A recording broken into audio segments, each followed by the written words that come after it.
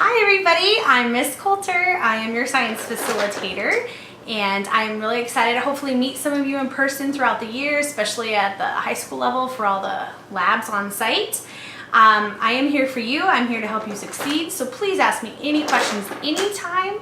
I'm making this tutorial to hopefully make things more clear for some of you as to what I require and what I expect you to do in my classroom for you to be successful. And I look forward to seeing what kind of work you guys produce throughout the year. I am all about creativity and humor, and I really want you guys to put yourself into the projects for me, whatever your hobbies may be. Hopefully you can maybe do some interpretive dance to how a cell moves or something, okay? I really encourage creativity. So let's get started with the tutorial. The first thing you should do is look at the course homepage. I usually have an introductory video for you to watch. I then have a course description and the core ideas behind the class, a little bit about me, and then the course syllabus, which will be something you definitely want to look at, and then a box called rubrics, and usually there's 2 particular rubrics you need to look at. We'll come back to those. Then there will be a link to the online textbook that we get to use for free right here. And finally, how to begin. And the how to begin box tells you to proceed to the orientation page and do all of the activities. So on the left hand of the screen is where you'll find the course homepage, the course orientation page, which is week 1 or expect to be done during week 1. And then course assignments, which will be the semesters, or as in this little middle school science quarter class, it's weeks 2 through 8. So when I go to the course orientation page, regardless for all my classes, I have it set up the same way.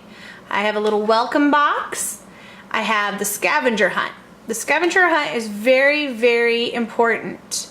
I have you watch a video on Google Drive, and then I have you actually do a scavenger hunt with the most important parts of the class. So I start off with a little question about the videos. What do you think, or what are you most interested about? Then I have you complete an email activity. I have you answer a couple particular questions just for me to get to know you better by sending me an email to my actual bvcoulterca@gmail.com address.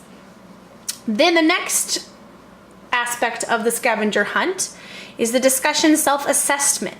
This is very important to my classes, as I like for you guys to know exactly what is expected of you to be successful in our weekly discussions.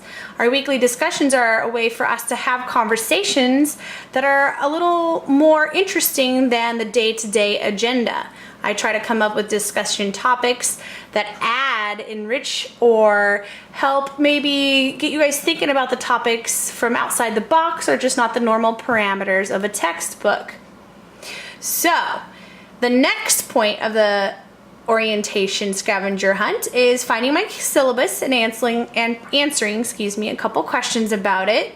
And then for my middle schoolers, I have you go and check out our course textbook, and then answer some questions directly from the textbook. Then I have you find a rubric for creative projects and summarize in your own words, what is it going to take to get basically a perfect score? What does Miss Coulter look for in each category? You need to summarize that in your own words. Then where are the calendar and announcement box located? And when you click on a link in the calendar, where does it take you? I want you to be able to find assignments and know where to find assignments in case you're curious what and when something is due. Then you get to turn it in to me. This again is the middle school life science. For my high schoolers, you have a couple different things you are required to do. So if I go back to this class, it said for me to go and check out the discussions. Well, right here on the course orientation page is the first discussion. Who am I? You click on the link, discuss, who am I? And then you answer these questions. These questions or some kind of statement will be included for every discussion. And that is your prompt. You must answer that prompt at the beginning of every week. You yourself, what is your interpretation, or what can you comment in response to a statement or question every week? Then we will look at the discussion rubric. So it said find the discussion rubric on the course homepage under the rubrics box. So in every course I have the rubrics box on my course homepage. And then you go and you find the discussion self-assessment link. Everything in my courses that has a link, whether it's to video, worksheet, virtual lab, any and all of those, the words will be highlighted a different color on your screen. So then it pops up with the online discussion self-assessment.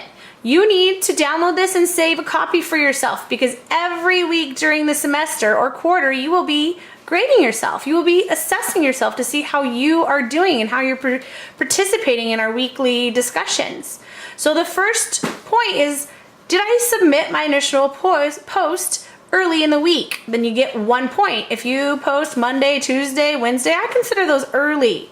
So yes, I get 1 point. No, 0 points. Number 2, my initial response addressed the question, problem, or situation presented in the discussion. Did I even answer the prompt to begin with? If you did, then that's 1 point. Usually everybody gets this point. Number 3, I responded to the posts of other learners at timely intervals throughout the duration of the week. That means, did you come back and check the discussion daily to see if anybody else has contributed interesting information? Yes, I commented on their stuff during the week. That's 1 point.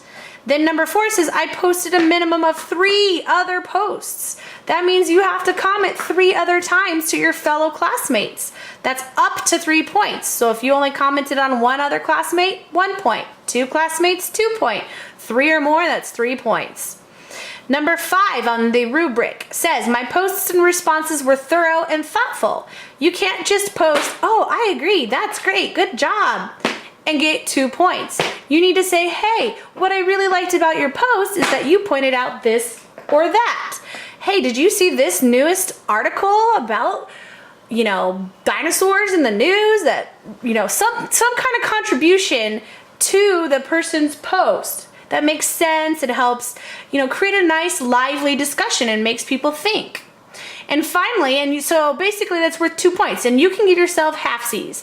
And, most of my posts counted, but I did post that one that just said, hey, you're awesome. So maybe I give myself 1.5 points. Number 6, my responses included prior knowledge, work experiences, references, etc., websites. Did you give credit for linking some kind of idea? Did you say, hey, check out this article, www.blah, dinosaursrock.com. Okay, so that's up to 2 points. As long as you talk about personal experience or knowledge, you don't always have to link something, just as long as you are adding to this discussion in a very thoughtful way that expresses some knowledge on the topic, you can give yourself 2 points. So that's the weekly discussion. Every week you are going to log in early, comment on the prompt, and then start commenting on all your classmates' prompts. Their responses. What did they have to say that you found interesting, or can you add to their knowledge, or can you guys have an opinionated discussion in a positive way? That's what's expected every week in my course. So, back to the scavenger hunt. It said, well, we won't go all the way back, but the scavenger sent creative projects rubric.